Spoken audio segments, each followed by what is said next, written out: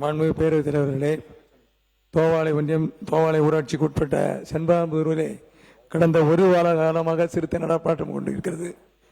அந்த சிறுத்தையை பிடிப்பதற்காக மாவட்ட வன அதிகாரியிடம் மனு கொடுத்தும் இதுவரை எந்த நடவடிக்கையும் எடுக்கவில்லை. நேற்றைய தினம் அந்த சிறுத்தை எங்கள் ஊருக்கே வந்துவிட்டது. ஆகவே மாண்புமிகு பேரவைத் தலைவர் மூலமாக பேரவைத் தலைவர் வனத்துறை அமைச்சர்களை கேட்டுக்கொள்கிறேன், தயவு செய்து உடனடியாக அந்த சிறுத்தையை பிடித்து, நீங்க லாஸ்ட் டைம் இதே தான் சொன்னாங்க, கடந்த மாதம் அந்த சிறுத்தையை பிடித்து களக்காடு வனத்துறையில் கொண்டு விட்டார்கள். மீண்டும் அதே திரும்ப கன்னியாகுமரி மாவட்டத்தில் வந்து விட்டது. ஆகவே அதை அந்த சிறுத்தையை பிடித்துக் கொண்டு வேற ஏதாவது ஒரு மலைப்பகுதியை கொண்டு விடும் என்று கேட்டுக்கொள்கிறேன். மாண்பு உறுப்பினர் செல்லசாமி அவர்கள். மாண்பு உறுப்பினர் செல்லசாமி.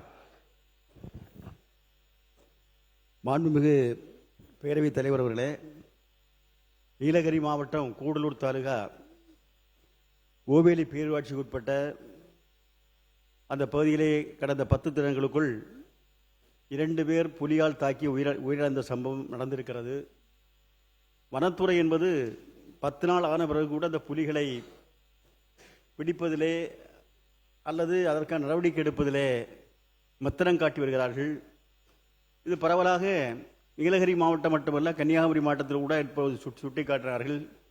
தொடர்ச்சியான யானைகள் தாக்கி உயிர் பலிகள், புலிகள் தாக்கி இது போன்ற சம்பவங்கள் தொடர்ச்சியாக நடைபெற்று வருகிறது. எனவே வனத்துறை என்பது உரிய நடவடிக்கை எடுப்பதற்காக தமிழக அரசு அழுத்தமான நடவடிக்கை என்பது கொடுக்க வேண்டும்.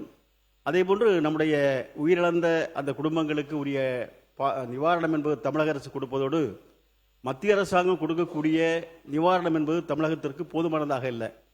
எனவே மத்திய அரசாங்கம் அதிகமான நிவாரணத் தொகையை கொடுக்க வேண்டும் என்று நம்முடைய சட்டமன்றம் மூலமாக வலியுறுத்த நம்முடைய கவன ஈர்ப்பை ஏற்கின்றேன். நன்றி, வணக்கம். மாண்புமிகு வனத்துறை அமைச்சர் அவர்கள். மாண்பு உறுப்பினர் டி. ராமச்சந்திரன். மாண்புமிகு பேரவை தலைவர்களே, நீலகிரி மாவட்டம் கூடலூர் தாலுகா ஓவேரி வனப்பகுதியில் கடந்த 10 நாட்களில் 2 நபர்களை புலிகள் தாக்கி உயிரிழந்திருக்கிறார்கள். அந்த புலியை வனத்துறை மூலமாக மயக்க ஊசி கொடுத்து பிடித்து புலிகள் காப்பகத்தில் விட வேண்டும். அதே போல இன்றைக்கு வனவிலங்குகள் தாக்கி உயிரிழந்தால் அரசின் சார்பாக 10 லட்சம் ரூபாய் இழப்பீடு தரப்படுகிறது. அது போதுமானதாக இல்லை. அதை 25 லட்சமாக உயர்த்தி தர வேண்டும். அதே போல பாதிக்கப்பட்ட குடும்பத்திற்கு அரசு வேலை வழங்க வேண்டும். இவ்வாறு தொடர்ந்து வனவிலங்குகள் மனித மோதல்களை தடுக்க வனப்பகுதியை ஒட்டி சோலார் ஓபன்ஸ் அமைக்க வேண்டும் என்று இந்திய கம்யூனிஸ்ட் கட்சியின் சார்பாக அரசின் கவனத்தை ஈர்த்து அமர்கிறேன். மாண்புமிகு வனத்துறை அமைச்சர் அவர்கள். மாண்புமிகு பேரவைத் தலைவர் அவர்களே, நம்மளுடைய மாண்புமிகு சட்டமன்ற உறுப்பினர்கள் எல்லாம் ஒரு கவன ஈர்ப்பு தீர்மானத்தை கொடுத்துருக்காங்க. அதில் வந்துட்டு ஓவேலி பேரூராட்சி கூடலூர் நீலகிரி மாவட்டத்தில் திரு பாலகிருஷ்ணன் வயது 56 என்பவர் 9/8/2026 அன்று புலி தாக்கி இறந்தது உண்மை. அடுத்து கடந்த 21/8/2026 ரவிச்சந்திரன் என்பதும் அதே புலி அதே இடத்துலையே தான் தாக்கப்பட்டு இறந்திருக்காங்க. அந்த நேரத்தில் அந்த பகுதியில் இருக்கிற மக்கள்லாம் பெரிய லா அண்ட் ஆர்டர் பிரச்சனை போராட்டங்கள்லாம் பண்ணாங்க. அன்று மாலை 2:45க்கு இந்த சம்பவம் நடந்தது. ஒரு 4 மணிக்குள்ள அந்த புலியை பிடிப்பதற்குண்டான சட்ட ரீதியான நம்ம வனத்துறை சார்பாக நம்ம மாண்புமிகு முதலமைச்சர் ஆணைக்கிணங்க அப்பே உத்தரவிடப்பட்ட அந்த ஆர்டர் காப்பி இது. அந்த புலிகளை பிடிப்பதற்கு அந்த சம்பந்தப்பட்ட அந்த புலியை பிடிப்பதற்கு 3 வனப்படை அமைக்கப்பட்டிருக்குது.